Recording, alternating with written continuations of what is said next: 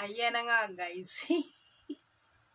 Miguel love shout out to you, B. Marivi Love TV. Hello, Miguel love shout out. And to your subscribers yan. Ako ay babati sa ating kaibigan, ating minamahal na kaibigan na too much love ko to, no? Kasi grabe, ang patience nito, grabe. Grabe ang unawa at ang lawak ng utak, ang taba ng utak.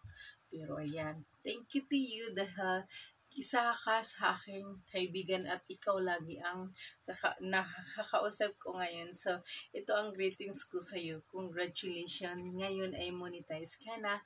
So, di ba hindi ganun kahirap ang YT? Pero stress, di ba? Hindi. Talagang mahirap ang YT. Alam mo yan. Naranasan mo na yun ang aming naranasan. So, naranasan natin lahat yan ng mga YouTubers.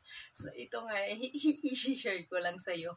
Hindi pa lang yan. So, ang YT kasi, di ba, merong mukbang sa saging, may mukbang sa WH, and then may mukbang din yan sa AdSense. So, yan, hindi naman yan binibigay ni Lolo para ganun-ganun lang.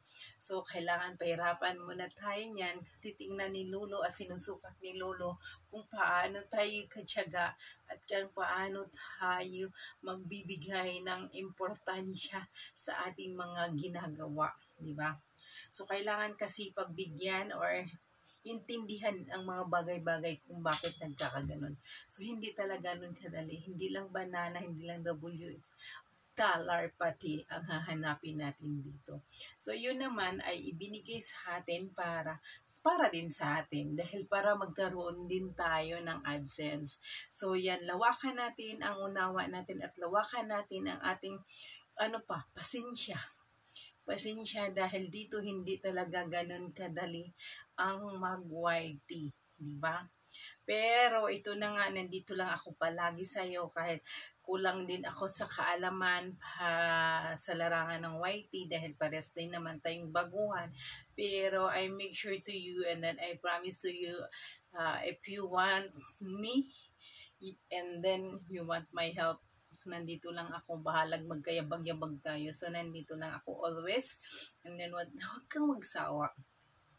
So, saludo ako sa iyong unawa at saludo ako sa iyong presensya. Saludo ako sa iyong kagandahan. Ikaw na maganda sa diwa. And Mariby, congratulations to you dahil you are the partner of YouTube now. Parehas na tayong partner ni YouTube.